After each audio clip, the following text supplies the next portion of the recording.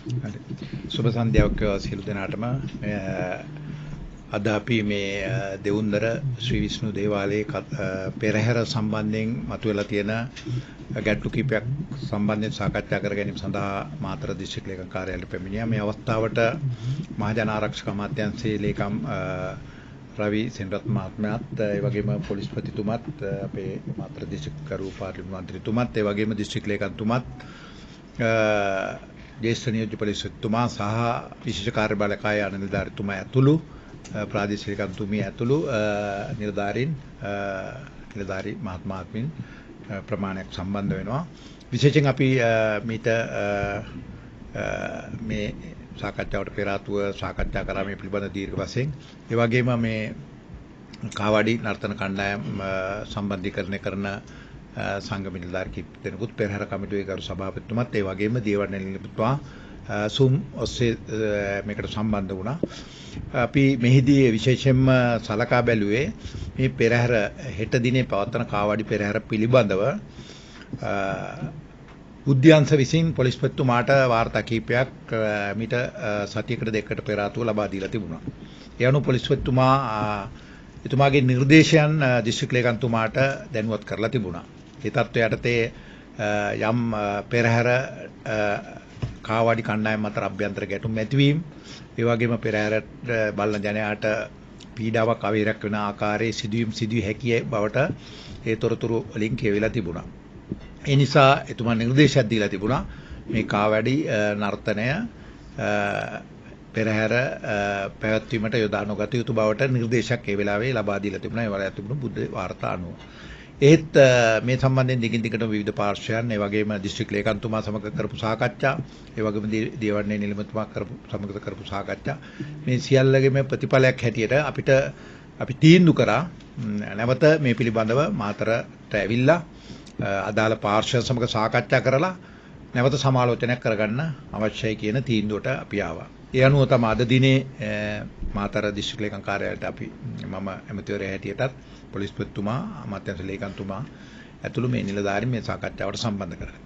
මේ පිළිබඳව අපි මුලින්ම සිදු කළේ දැනට හෙට දිනේ පැවැත්වෙන කාවඩි නර්තනයේ සහිත පෙරහැර සම්බන්ධයෙන් ආරක්ෂක සැලැස්ම සාකච්ඡා කරා. මේ ආරක්ෂක සැලැස්ම මේ වෙනකොට ශක්තිමත් ලෙස ක්‍රියාත්මක වෙමින් පවතිනවා. දැනටපත් පෙරහැර ආරම්භ වෙලා තියෙනවා.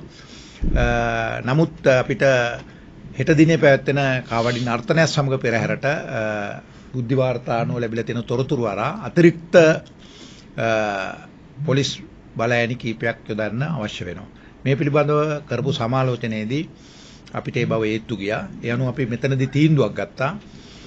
සියලුම කාවඩි කණ්ඩායම් වලට මේ නර්තනයට සම්බන්ධ වෙන්න ඉඩ දෙන්නත්, ඒ සඳහා එහි නර්තන කණ්ඩායම් සම්බන්ධ සංවිධාන කටයුතු පොලිසිය හරහා සිද්ධ කරන්නත්, යම් අශෝභන ලෙස හැසිරීම් තියෙනවා නම් එවැනි කණ්ඩායම් ඒ අවස්ථාවෙම ඉවත් කරන්නත්, යම් විනයකට යම් පාලනයකට නතු වෙමින් දේව භක්තියෙන් මේ පෙරහැර නරඹන සියලු දෙනාට දේවාශිර්වාද ලැබෙන පරිදි දෙමාපියන් දරුවන් සියලු දෙනා එකතුව නරඹන්න පුළුවන් හැකියාවක් ලැබෙන පරිදි මේ ඓතිහාසික පවත්වාගෙන යන මේ ශ්‍රී විෂ්ණු දේවාලයේ මේ පෙරහැරට කිසිදු අගෞරවයක් නොවන ආකාරයෙන් මේක පවත්වන්න අවශ්‍ය පියවර ගන්න. ඒ අනුව අපි මේ ස්ථානයේ තීන්දුවක් ගත්තා. ඒ සියලු නර්තන කණ්ඩායම් යොදා ගනිමින්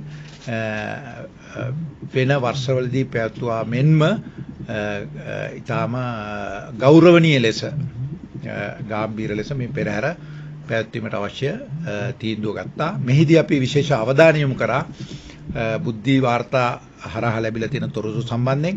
ඒ අනුව අපි විශේෂ කාර්යබලකාය අනිලධාරීතුමා මෙතන ඉන්නවා. එතුමාට පැවරුව අතිරේක විශේෂ කාර්යබලකා බටේ විශාල ප්‍රමාණයක් යොදවන්නත්, පොලිස්පතිතුමා එකගත්වේ පළ කරා මේ සම්බන්ධයෙන් විශේෂ ආරක්ෂක සැලැස්මක් හෙට දිනේට ක්‍රියාත්මක කරන්නත් ඒ සඳහා සියලු තීන්දුව මෙතන ස්ථානෙම ගනු ලැබුවා.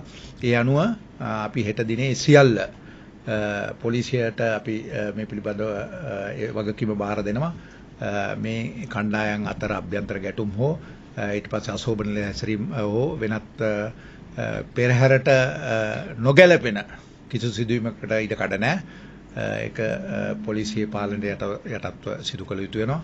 ඒ අනුව දියවඩන නිලමේතුමාගේ උපදෙස් ඒ වගේම විශේෂයෙන් දිස්ත්‍රික් ලේකම්තුමා මාතර දිස්ත්‍රික් ලේකම්තුමාගේ උපදෙස් සහ අදහස් අනුව පෙරහැර කමිටුවේ ගරු සභාපතිතුමත් ඉන්නවා. එතුමන්ලාගෙත් අදහස් අරගෙන මේක වඩා සාර්ථක පෙරහැර බවට පත් කරන්න තීන්දුව කරනවා. ඒ වගේම පෙරහැරට අවශ්‍ය සියලු ආරක්ෂක විධාන තර කරනවා. මේ පෙරහැර නරඹන්න කිසිදු බියක් සැකක් ඇති කරගන්න අවශ්‍ය නැහැ. ඒ අවශ්‍ය සියලු ආරක්ෂක විධාන අපි සැලසුම් කරලා තියෙනවා. ඒ අනුව අතිරික්ත පොලිස් බලයන් කීපයක් මේ සඳහා යොදවනවා. විශේෂ කාර්ය බලකාය. ඒ අනුව පෙරහැර සාර්ථකව පවත්වා ගන්න හැකි වෙයි කියලා අපි විශ්වාස කරනවා.